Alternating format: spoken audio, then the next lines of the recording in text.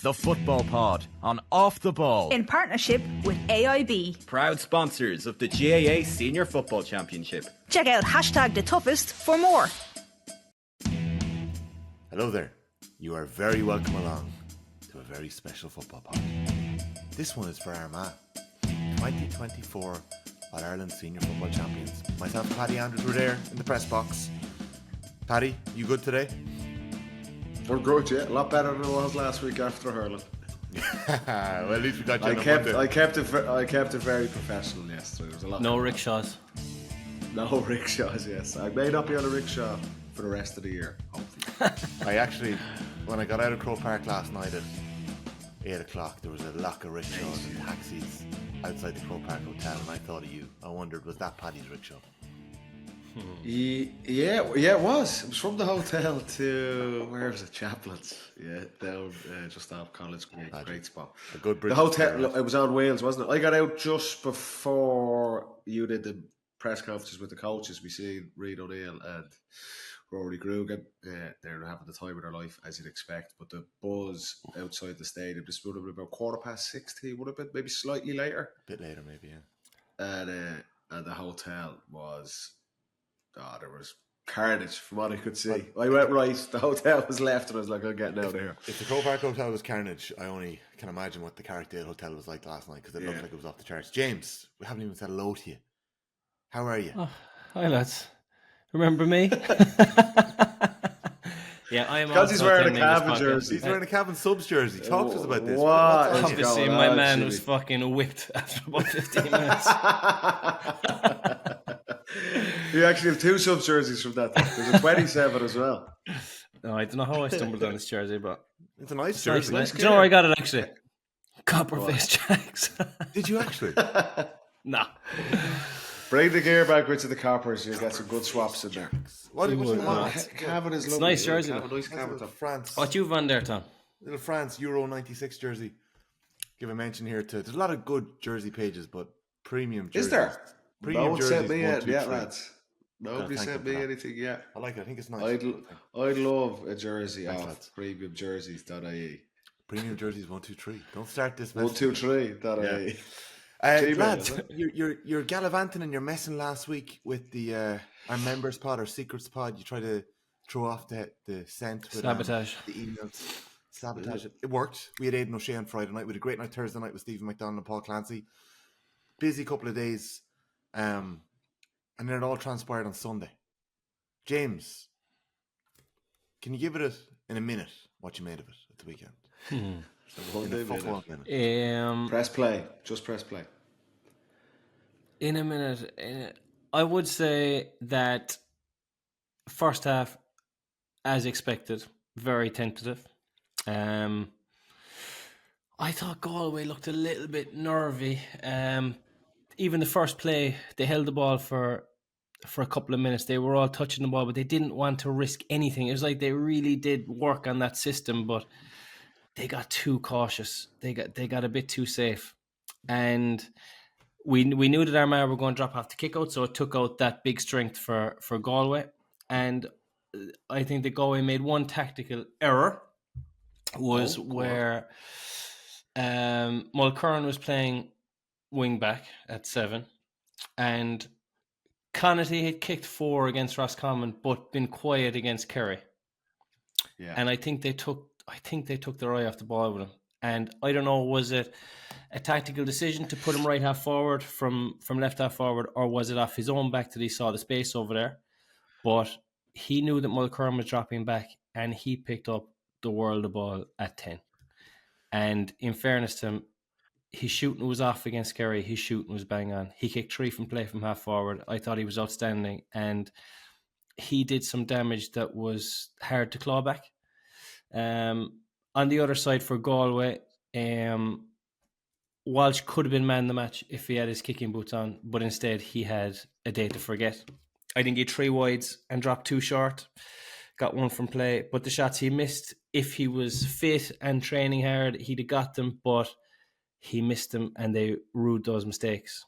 And last thing I'd say is it wasn't a day for full forward line players. If you look at the players that were on, Turbot didn't get a sniff. Murnan, if Grugan was in the round there, didn't get a sniff. Walsh, Comer, Tierney ended up in there. Like, these players just weren't in the game. The game was absolutely played out like we thought, but ran by wing backs and midfielders. And Armagh had the beating of Galway in those areas. Yeah, that was interesting.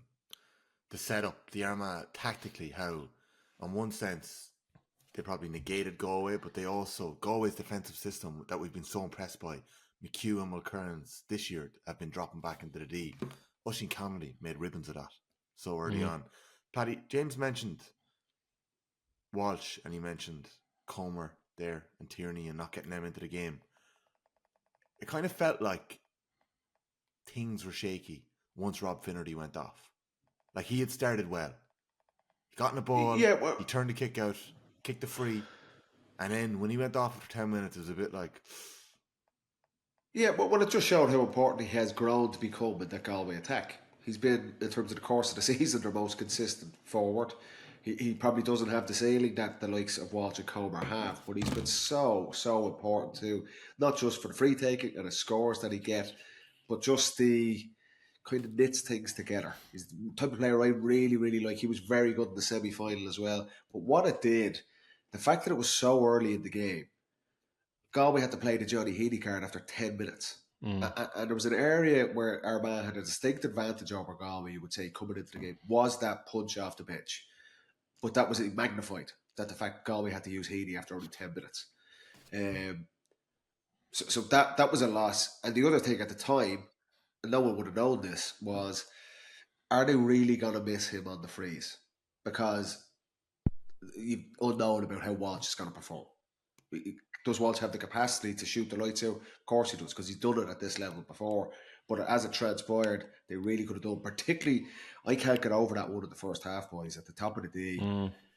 But I've never seen him actually skew one out wide like that. Do you know, he completely... Yeah, it just showed. It was like, it was such a free... Finnerty, it was left just to the right side of the top of the D. So you could say, like, Finnerty would have taken it if he was on the pitch.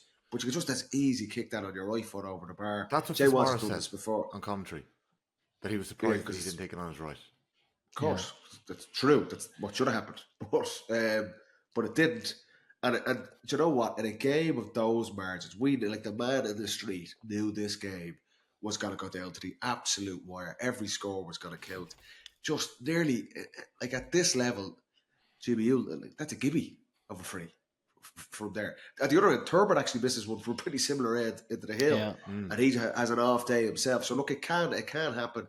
But what it also did for Walsh, you missed the first one, it just puts you under pressure. The next one he gets is right out of the corner. The last one, that's not what you want after missing an easy one. And all of a sudden you're 0 for 2. Where again, he could probably kick that 7 times out of 10, but it's a harder kick. And all of a sudden, he's 0 for 2 from the freeze, and it just puts a little bit more pressure on him. Look, in the grand scheme of things, yes, the Tierney thing had an impact, Finnerty thing had an impact, because you're losing him on the freeze, you're losing the balance he brings to that attack, and you're also losing that little bit of impact off the bench, which Galway couldn't really afford. And a lot of the stuff that a lot of people were saying on how this game would pan out came to pass. That's the reality. Like, there was no surprises really from either side, bar like one of the standout performers was Connolly. It wasn't just that played out at 10. He was getting between the lines. Like this, he has 2 points in the first 10 minutes. So clearly they could understand that this was an area where they could hurt Galway. But it kind of happened for the whole match. And it wasn't really addressed. And bar Silk picking up, going man to man with Reid O'Neill, Galway kind of had a tendency to just get bodies back without being too preoccupied with going really man to man on someone. And Connolly took absolute advantage of it. Brilliant physically to do it, but mentally to be switched on and as sharp as he was, it was a key plus for Armagh. But you know, like we've said for a while that Armagh kind of aren't attacking fast enough or going at it. I thought Armagh's attack was so incisive. Like Galway were fluting around with the ball, hand passing it over and back. I was like, lads, come on, do some sort of a dummy, do some sort of an incision. Every time Armagh went forward, they went forward with purpose and they were accurate. Their conversion rate was bang on and they looked like they knew what they were doing in attack. And some of their kicking was excellent. Like Forker's point was an absolute boomer. Reen O'Neill's point was sensational. Oisin O'Neill's point, McCambridge's point. These are top Grimley's quality. point. Grimley's Grimley's the best of the day. Clothesline mid-air. Yeah, how didn't he fall over? Like the strength, but the the power. pass, even And it was, the pass yeah. from Oisin O'Neill, he hits him with a 50-yard pass. Grimley catches it. I think it's Dylan McHugh comes in off the top rope trying to take him out. He pirouettes. It was Mulcairns who hit him. There was two. It was like, it was similar. The hurlers speaking about this. To Tony Kelly's 360 point last week. He kind of twirls and nails the kick in off that post. I was saying the woodwork got so battered in Crow Park yesterday, but that's where it hit the post that came in. But you mentioned those scores. Who would have thought it though? But on it, Jimmy, who would have thought Armagh's attack would outshine that Galway attack? And he did comfortably. Galway. Comfortably. Armagh got 1-3 from their defence.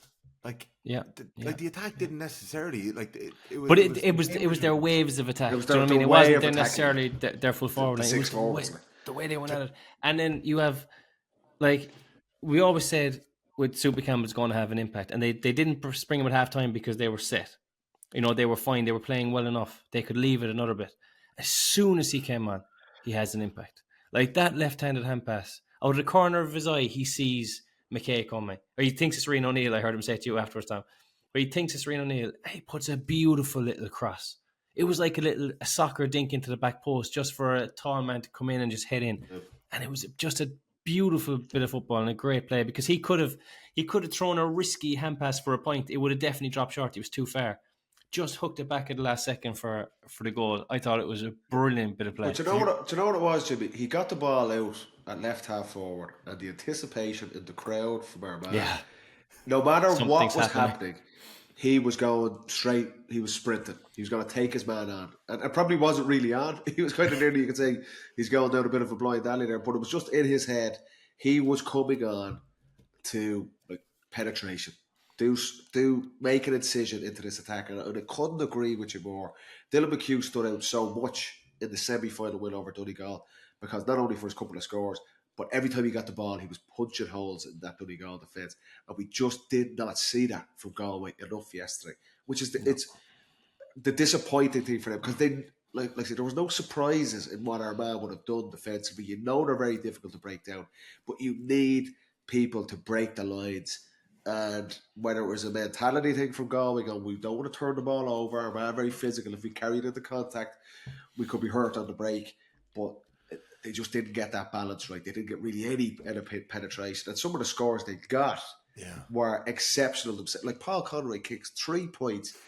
They are like, even just the way he strikes them, it's really like he's hitting them with his laces. They're that far out. And he's under pressure. And he nails them. Incredible scores. If there's a point the other way, what happened to Paul Conroy nailed on for Player of the Year. So, but it was just like that. His favourite now, isn't it? It usually goes to a winner, though, isn't it? I know. It didn't last year. It didn't. It doesn't know. Andy Moore. It doesn't know. Who out of interest? Who this morning? Like before, I don't know if you've looked at it, but Conroy obviously is contender, and I think all Galway fans are probably thinking, please don't go, given the absolute exhibition he put on. Oh, he's surely not going to go. I wouldn't have thought he's going to go. It's going to be difficult for him to get to that level again, where he was outstanding all season. But look, we don't know, but I'd hope not, just as a neutral. And Galway definitely will be hoping he doesn't.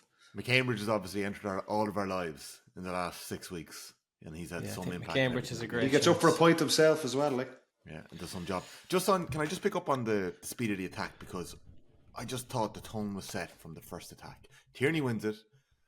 You said it, James. It's 2 minutes and 10 seconds before Paul Conroy says, enough of this. And he takes it on, right? And that ball could have dropped short. It takes ages to go over the bar, and it drops over the bar. It's an epic point.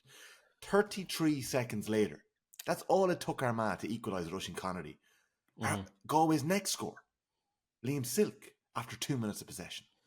And then Finnerty steals the kick out, right? And they get another one. But 30 seconds after that, Connery gets one back again. And that was just the speed and the flow of the game. And that repeated itself throughout. There's the GA Sports Tracker app. One of the lads got in touch and let me know that the average point time in the first half for Galway, how long it took them, was 90 seconds. And Armagh was 53. So in the Donegal game, we could see their long kickouts working. They were getting kickouts out to Matthew Tierney and they were getting a score quickly. When that was taken away from them, James, what could they have done differently, Galway? What could they have done to speed it up? What could they have let the ball into Damien Comer and Matthew Tierney? Could they have tried that out? Well, look, Kerry found it hard to get it ball into full forward line as well. So, I mean, you have to credit Armagh's defence here. They have been teak tough. Like, they are solid and they all know what they're doing. But from my point of view... Really, and Tierna Kelly were doing a brilliant job, Jimmy, of screening in front of Comer. So Armagh had the beautiful thing of being really tight man-to-man markers and then having the bonus of really set structure. They were, yeah. Usually a team will maybe get caught between, but that's how they were doing really well with it, Jimmy.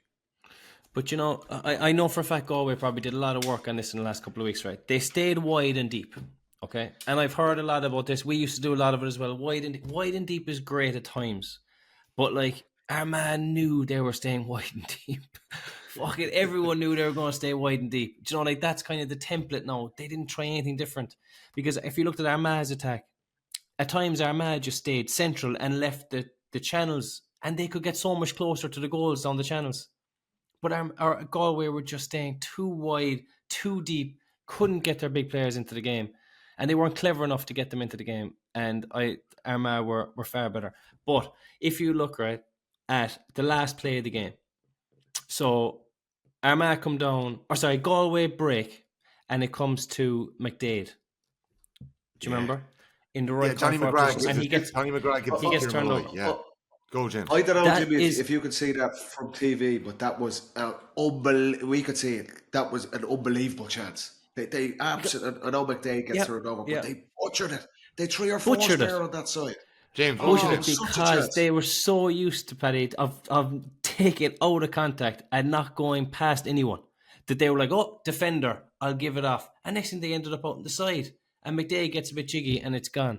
And there was another incident when Silk gives it out to Walsh in the second half, and Walsh kicks it with his left wide. Do you remember that? Well, we spoke about Tom Sullivan not taking on the effort with his right foot and coming back in and butchering 2 chances in the semi-final.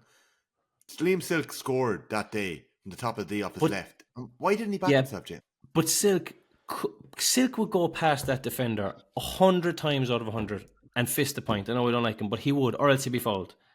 But you get so used to keeping the ball out of contact, and you've trained for a couple of weeks, keep out of contact, rotate, the chance will come. It means you turn down golden opportunities at times. And I know for a fact because it happened to us over the years, loads of times. Really? You get so used to playing that system that suddenly you forget that there's only one man between me and the goal.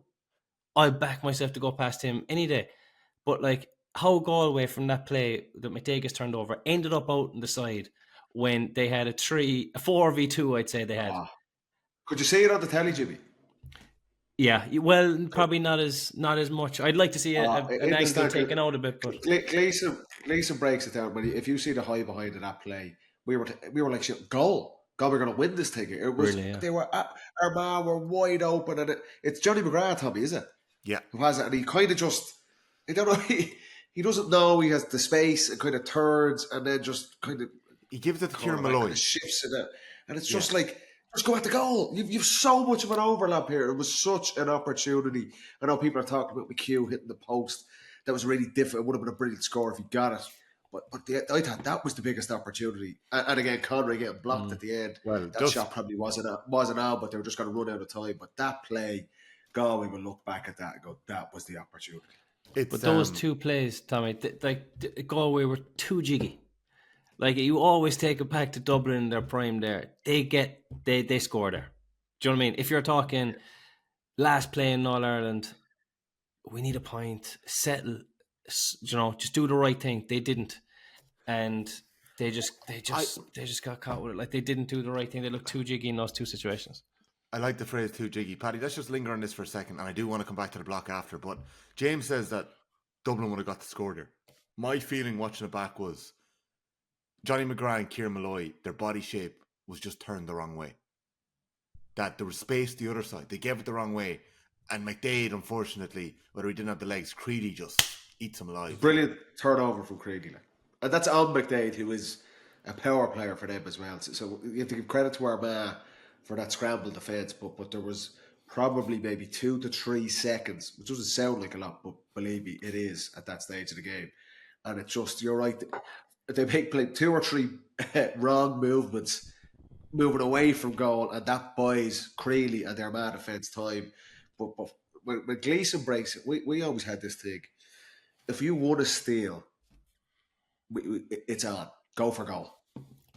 And then a point is like last resort, but just sprint at the goalpost, at the black spot. And then if you have to turn around, or if you're shifted out by it, there's brilliant defence, well, then we'll take a point, and it's a bit of a pain in the hole, but at least you've got a score. But you're getting fouled there, Paddy, aren't you? Because in the Armagh man's thing, it's like, these fuckers are true on goals. They're going to win the All-Ireland. I'll take the foul point. Yeah. But that was our mentality, and maybe it's not natural, because you get a steal, you're like, okay, get a breath, we have the ball back. But it was always, we'd have worked as, if you turn them over on a kick out, it's the one time they ain't set.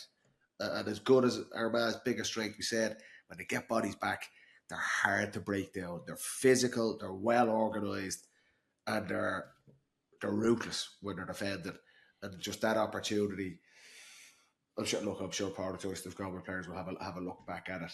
Lads, you look, when you lose a game by a point, there's a hell of a lot of moments in the game. And I'm not trying to, we don't want to throw anyone under the bus here, but when you lose a game, there's so many of those types of plays that they look back at those Galway players. You can see them after they're haunted by it. Yeah. I'm going to play a clip here. I had the pleasure on Saturday of sitting down with Sean Boylan in his garden, and spent a lovely couple of hours around the Boylan household. Just, it tallies with exactly what you're both saying. I had just put it to him about the goal, the great goal that Meath scored against Cork in 1999. Ollie Murphy. Yeah. Giles plays a long ball.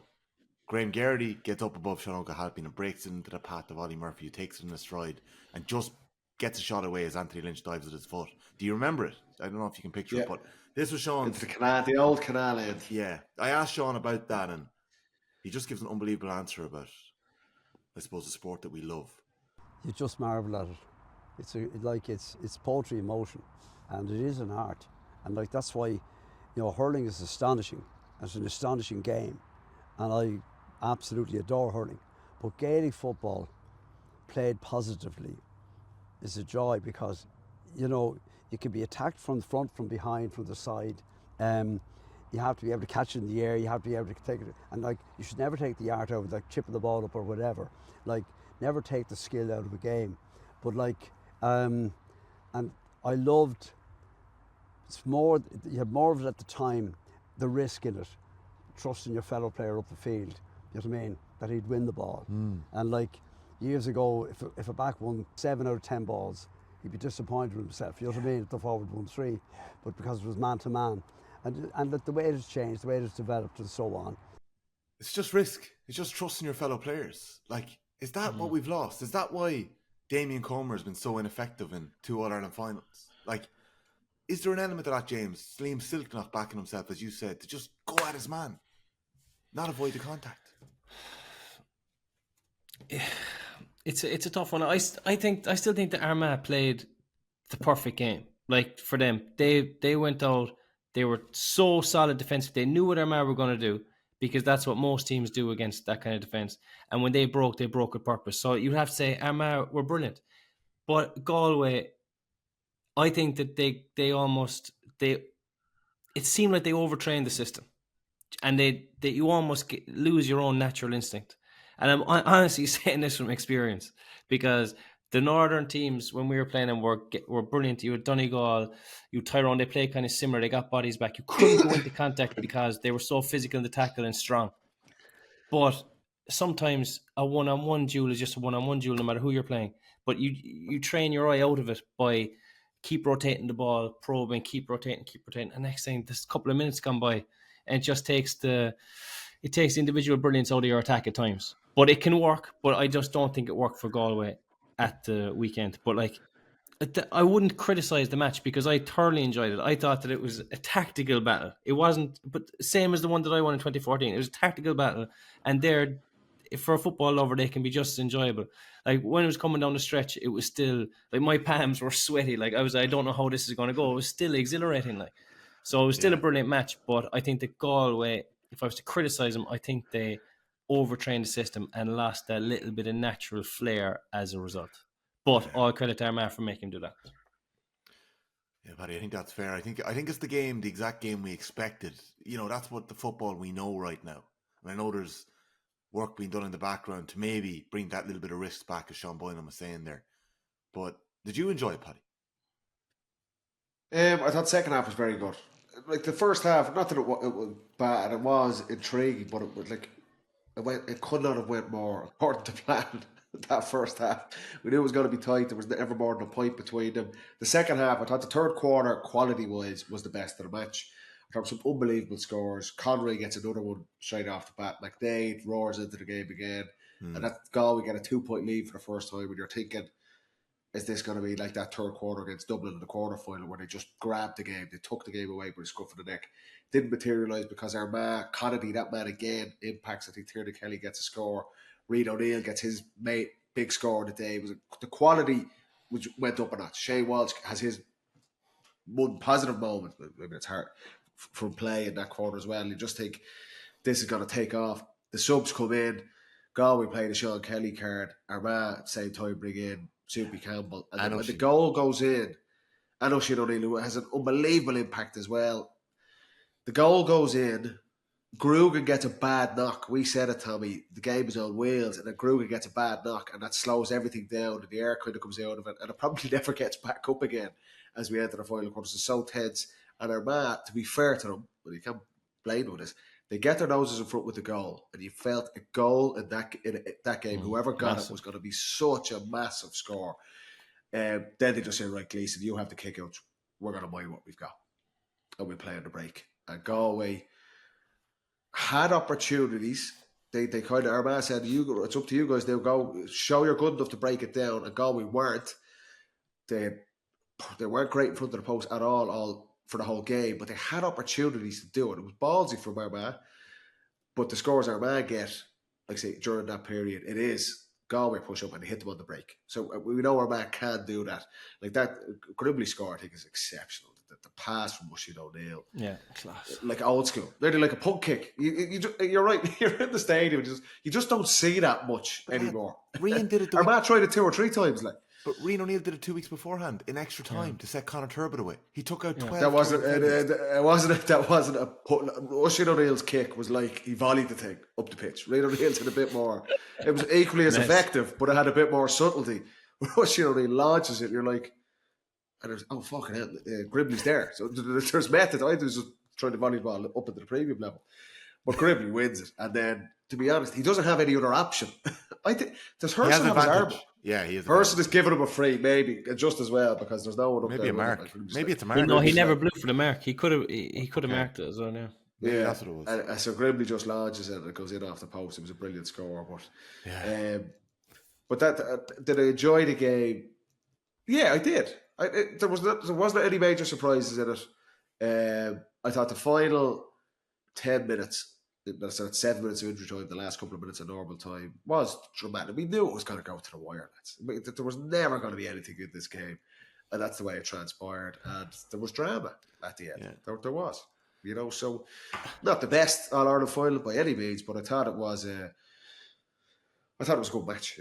Yeah. If you look at the bench situation as well, like Armagh's bench delivered so much again. Like even they had a bit of bench, but like it's something. You're sitting on the bench there. The game is so nervy, so tetchy, and you know that your manager's looking at you, looking at Soupy Campbell, going, "It's fucking on you now, boy. Come on, do something for me. Win this for me." And he does. It's absolutely, it's inspirational. Like he come on and do that, and then with Oisin O'Neill swinging over that unbelievable point and setting up the point, like those 3 plays. Jimmy, the only just on that, right? After the 45th minute, were the goal and the 2 points. That was it. Yeah. But just on that, right, with the impact of a bench, they have an aura around them now, and we had this with our group. Yeah, that the players buy into that. The supporters definitely buy into it. There's electricity in the ground, and the opposition buy into it as well. And that Armagh team before the match, was one of the most talked about things.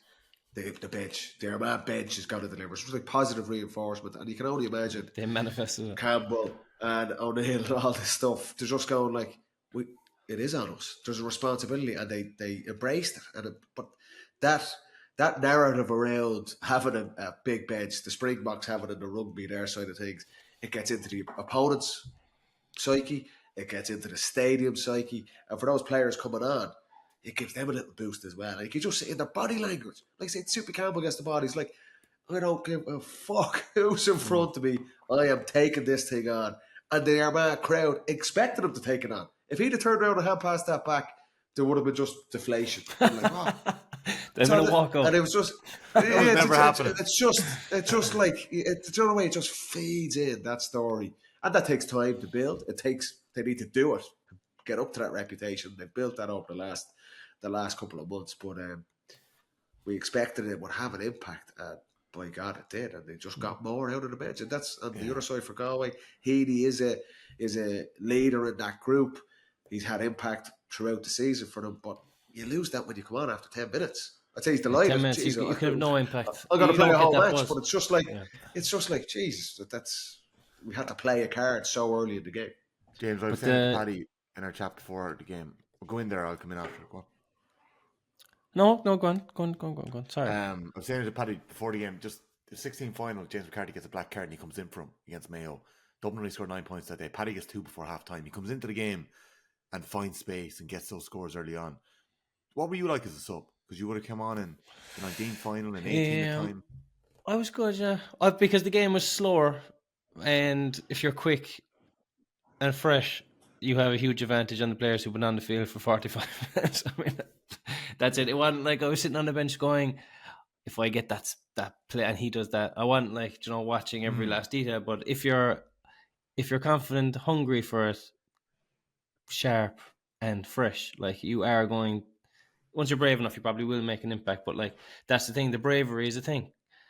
Super Campbell knew that everyone was relying on him to come on and deliver a big play, and he delivered a goal within 20 seconds of coming onto the line of final. Like, that is phenomenal. He wanted that. Oh, he wanted, but he knew, he was confidence. It was just like, I'm going for this.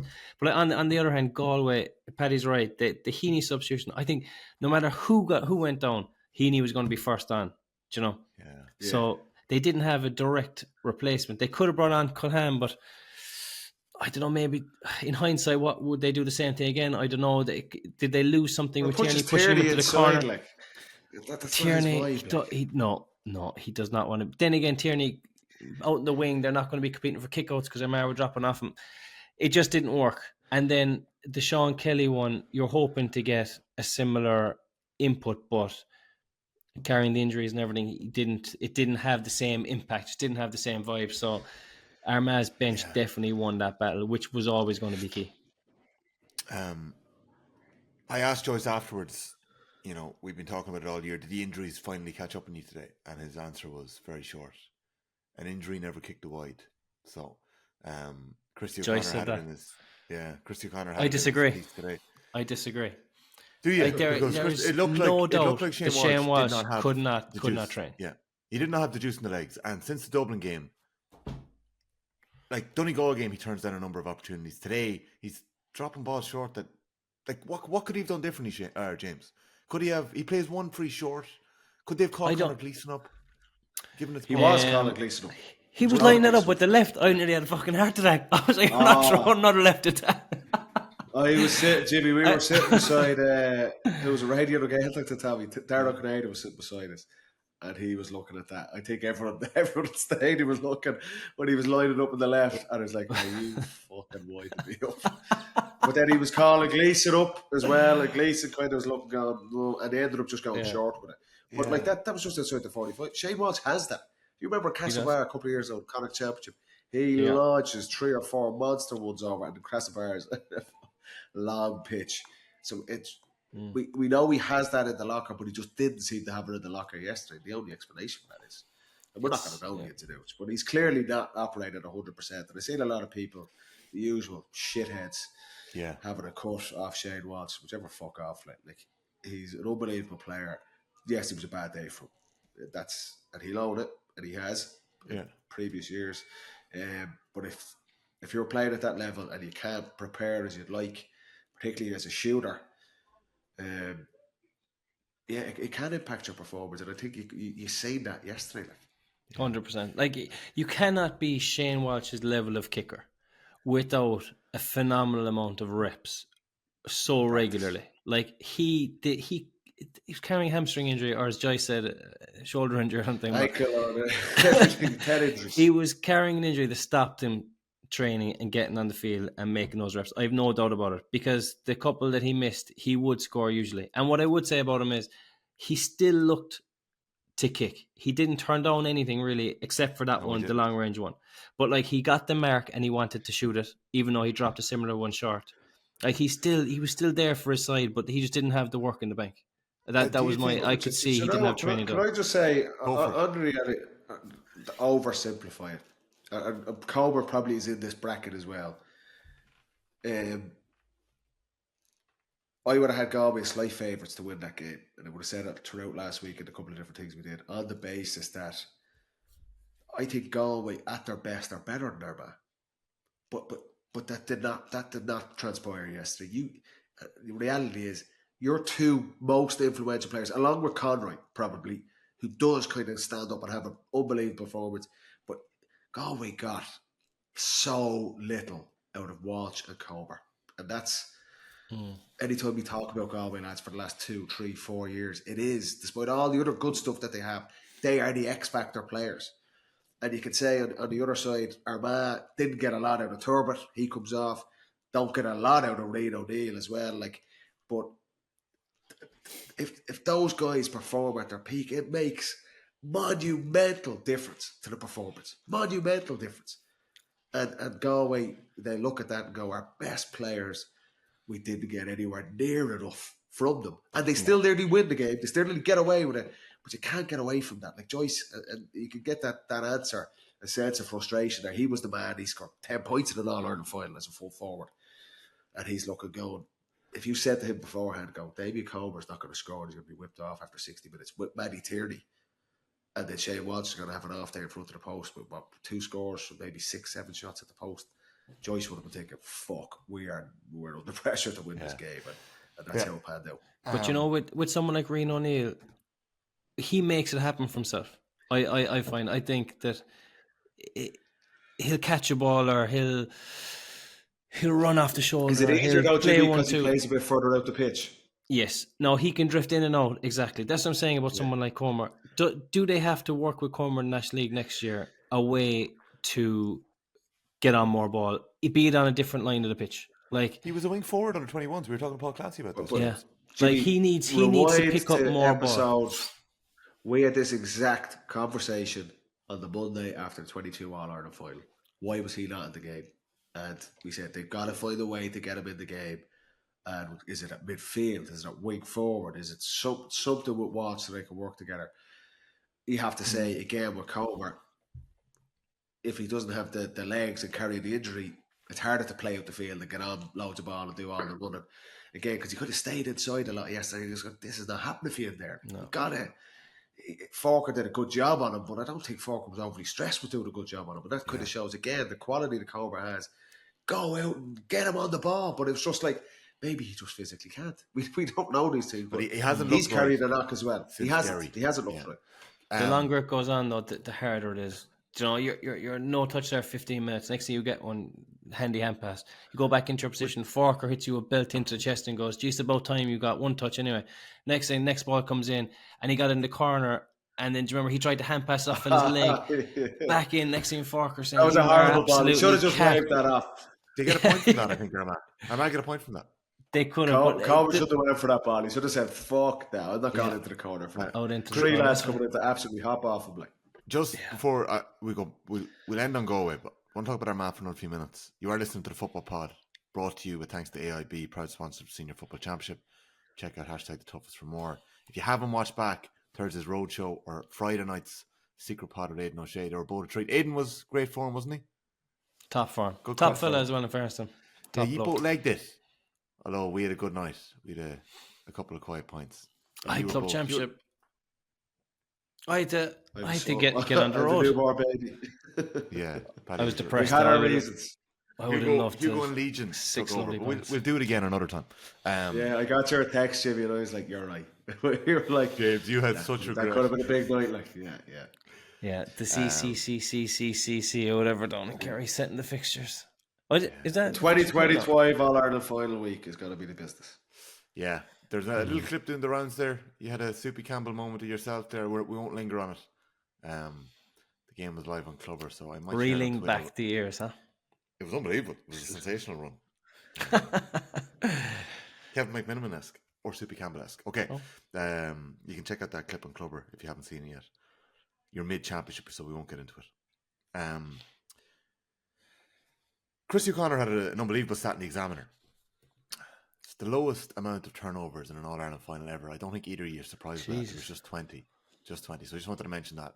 Now, can we just turn to Armagh? Because the celebrations, the colour, the stories that are coming out of the camp has been unbelievable.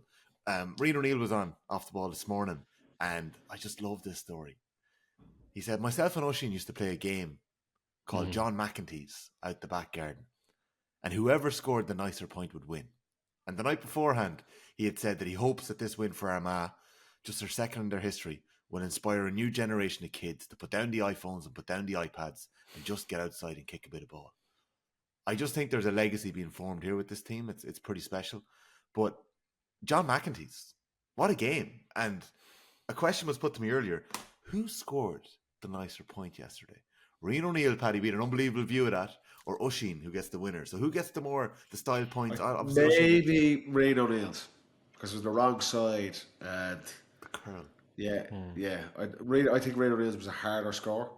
Like, Oisín is an absolute bomb as well, and he's nearly being blocked out. I did think we did see some phenomenal long-range scores from both sides yesterday. Like I said, we spoke about Conway's earlier.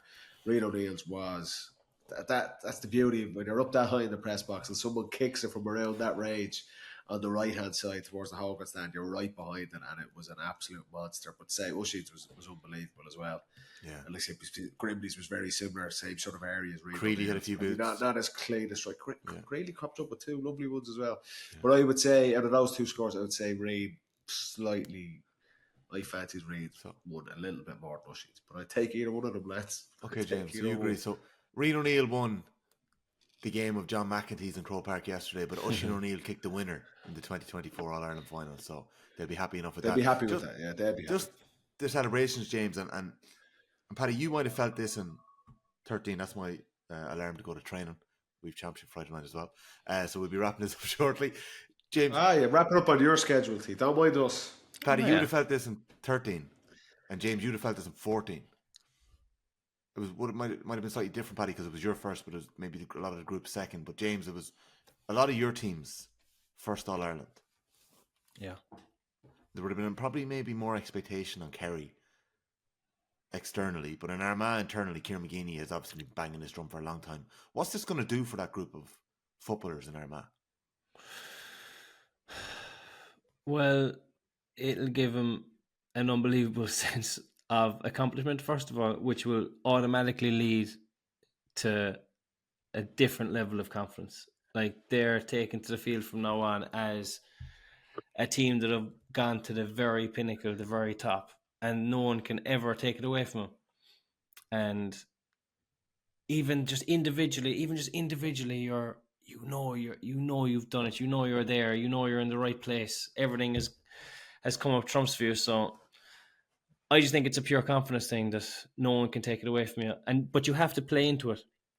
You have to embrace it. I think that some people can almost go, they can be too delighted with it and leave it there, or they can almost get a bit shy with it. Like, you have to kind of take the positive out of it and make yourself into a different animal if you can.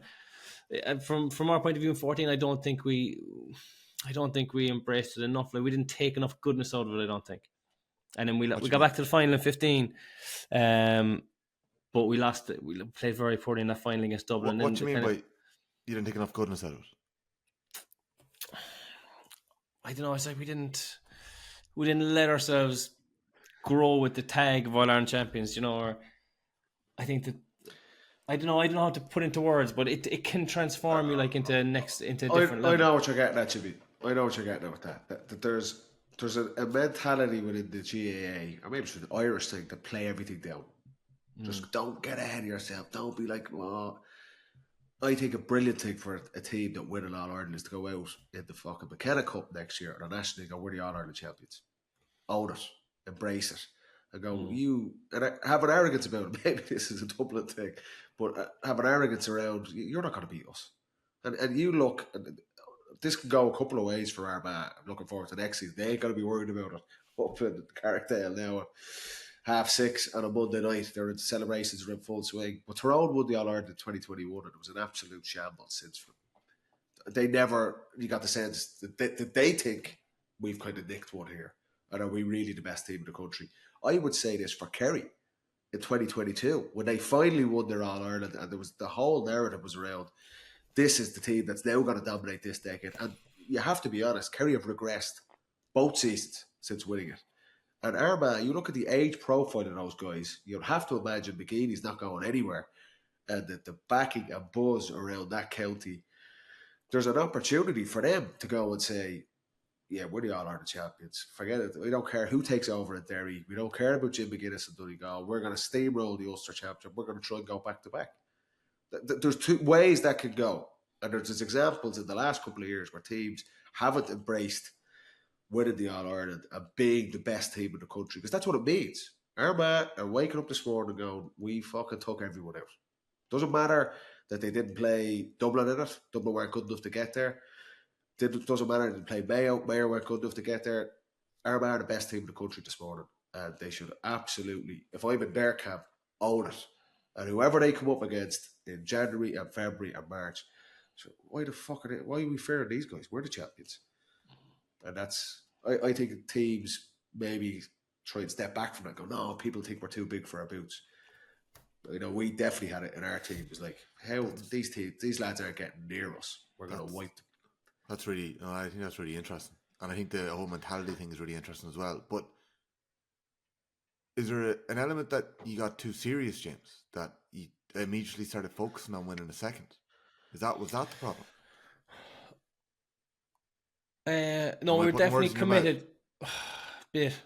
We were definitely like he's got back to the final, Jimmy. It's not yeah, like we weren't car crash the following year, like the shambles, like it was. I know, we weren't. We were still very good, but I think that maybe we were too worried about not getting too big for our boots, right?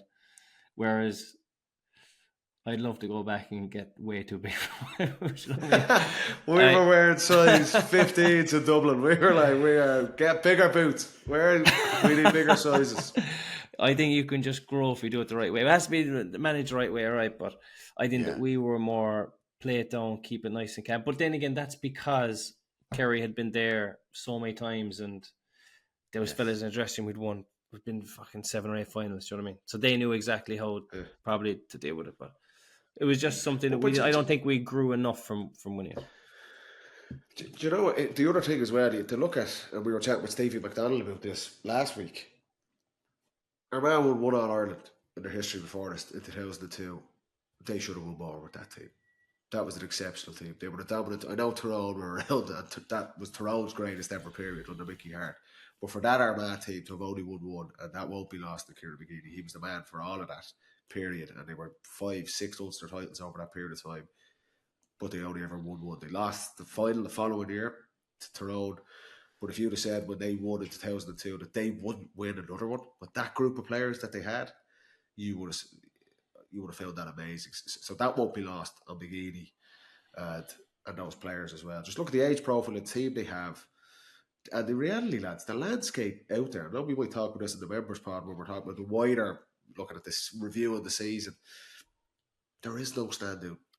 There's no dominant force. Open season. It's open. We said this last year, it was going to be open. It finally is open. You know, and there's definitely, what Armagh's victory does as well for everyone else, just from their perspective, goes, yeah, the opportunities there. There's definitely 8 teams, I would say, looking at next season going, well, fucking Armagh are in Division 2, haven't even won a provincial title, and they won the Sam Maguire. What a G up that gives for everyone else, you know? They got to the final in 2003, and Conor Gormley made that game-saving All-Ireland winning block on Stephen McDonald. I was at the it, weekend. I remember it. At the weekend. Joe, we never McElroy. asked him. Hold on, Joe McElroy was at Paul Conroy's booth. We never Go on, asked finish Stevie that McDonald about that. What were we? How did we not get round to asking about that play? But you know what we Who should are you have asked him? blaming? Why didn't he take You. it on the left? Because he came inside. Can you- It's a good point. Can you see the moment in your head? I can see it, yeah. It's on all day. Is with it? me. I've never actually. Is it going in? It's a big. Was it Pascal McConnell a goal? It's going He's in. a big fella. It is going in, isn't it? Like it's going into the far side of the net. Like Yeah. But now, Joe He gives McElroy the has defender a gone. chance by coming back inside, doesn't he? you should have called him out, Jimmy. He had the run of the place last Thursday night. Stevie back. You were sitting beside him to give him a little bit of ribbon, like. Tommy wouldn't bring up the goal The block.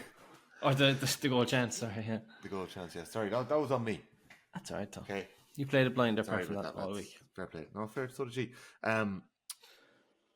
There's loads to talk about here. There's one thing I just would like to get your take on, and I'm not sure if you did it or you probably never had one, Paddy. I got to experience the Clare homecoming, the jubilation. Just their 5th ever. The Armagh homecoming is going on right now. I can see some of the videos. It's nuts. But As it should be. the Galway homecoming, I saw a photo of the lads earlier. It was cruel. It's horrible. And I know it's a thing. I know it's a thing to thank the fans. Never and the did fans it. turn Thank up. God. Did you ever have one, James? I know you probably don't even do winners' homecomings in Kerry. You're a bit like that down there. Are we? No, we always do a homecoming. Win and lose. And I've done a few losing ones, right? Yeah, they're cat. They're horrible. You just want to get out of there. It's tough, I'd say. Yeah. Well, in fairness, the people who turn up, like, you'd be so appreciative because Yeah. they don't want to be there either, probably. I mean, they're just recognising the effort you put in all year. In fairness, they've come out and supported you. But there's no comparison, obviously, with the winning one. It's an absolute euphoria, and then you're losing, and it's like you just don't want to be there. You want to get into some pub in some corner and not talk to anyone. Horrible place for them to be. Funny, that's when you win, it's similar enough as well. If I'd be a nice pub, a nice corner with the lads, I'd be blowing the fucking hinges off the place. Great stuff. The I'd best rather of be times. in Armagh than Galway this week. Put it that way. Yeah, that is fair. That is fair. We've obviously been talking a lot about A Year Till Sunday on this pod in the last couple of weeks, and I think a lot of people have probably watched it. I know it's very much a Galway thing, but on it, John O'Mahony described it perfectly. He said there is a very thin line between winning and losing, but the difference in the experience on either side of that line is oceans apart. It is heavenly or devastating. So I suppose that's what's happening in Galway and Armagh tonight. I asked you about Armagh. Do you think this Galway side and group will get another opportunity? They've lost 2 All-Ireland finals. Are they good enough to get back? I think so. They're definitely good enough to rattle it again, but they'll need to get everyone, like we were saying earlier, they need to get everyone fit on the field at the same time and shake off this loss, because 2 finals is heartbreaking. Like they'll be looking at all the Armagh celebrations as well, and they'll be thinking what could have been. That is mental baggage they'll have to shake off. They'll have to get in a room and say, lads, next year is the year. This is the one. We're going to use that hurt for one more go at it. Even if it's not one more go, they'll have to spin it as if it is one more go and just go absolutely all in. Get Shane Walsh fit, get Comer fit, get Sean Kelly fit, whatever they have to do, so they're not showing up with 3/4 of a hand next year, that they have everyone. And then I still give them a chance. They need to learn from that game. They need to learn a lot from Sunday, because they did not play that final tactically well, in my opinion. But I think they can change all those things.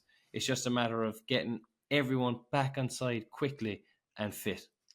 Paddy, last word to you on this. I think we were both so impressed with A, Cian Darcy and Paul Conroy, but B, Johnny Maher, who was a tour de force in that game.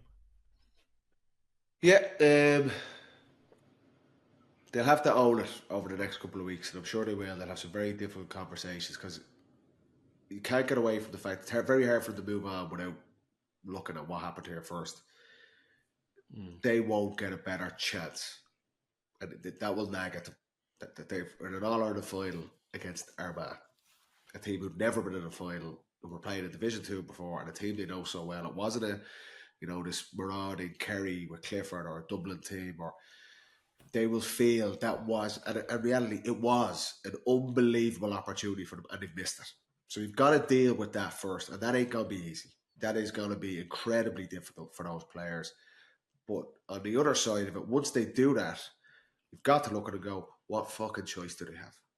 You've got to get back on the horse. That is your sport. That's the way it is. You can't just throw the toys out of the pram and go, that's it. It's not worth it. It is worth it. All the sacrifice and the pain and the horrible months and months they're going to have, it is worth it if you get back there again. So do they have the quality and do they have the capacity to get back? Of course they do. Because they're a serious, serious team. Again, outside of maybe Conroy, who I think should 100% go again because of the quality he has. They have a very good age profile. They were very, very close. They're doing a lot of the things right, but they've got to own that performance yesterday, and just it's heartbreaking because it was there for them and they didn't deliver. Get over that, and they just get back on the fucking horse, baby. There's no choice. Well, Armagh, it's going to be Their showbiz day. in Armagh. It's Armagh's day. Yeah. And it should be showbiz. Unbelievable. Paddy Andrews, James O'Donoghue, we are catching up again this week where we're going to go through I'm going to let you boys pick your own team of the season with a bit of a twist, whoever you want to go for, and then maybe a moment. Well, what's the twist? Can we not just pick our team? Yeah, just pick your team. Pick a team. I don't want any stupid rules from you, team. You don't even follow the rules when you do this anyway. Okay, I won't bring in any silly twists. Okay. Great to catch up. Enjoy the evening. Thanks to everybody for tuning in. And this one is for Armagh, the 2024 All-Ireland champions. Congratulations to Ciara McGeady and those players. Unbelievable achievement. Deserving champions. Amazing stuff. Incredible story. And we'll be talking about it in 25 years' time on the Football Pod. Paddy Andrews, James O'Donoghue, good night. See you, boys. Good night, friends.